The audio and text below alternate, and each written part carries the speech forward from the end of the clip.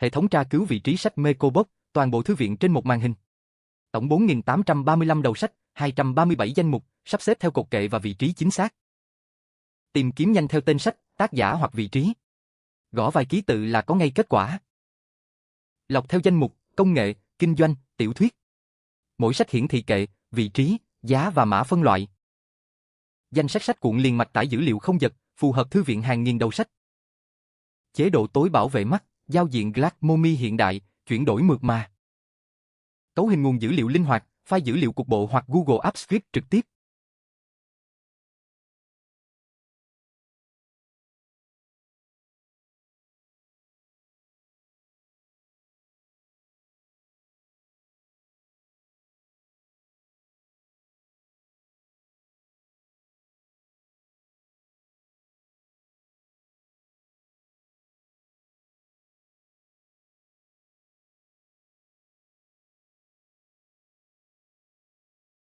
Hệ thống tra cứu thư viện sách toàn diện cho nhà sách, thư viện trường học và doanh nghiệp.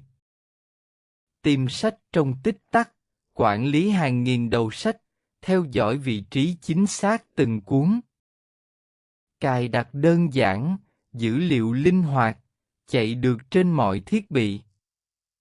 Liên hệ ngay hôm nay để nhận tư vấn và báo giá.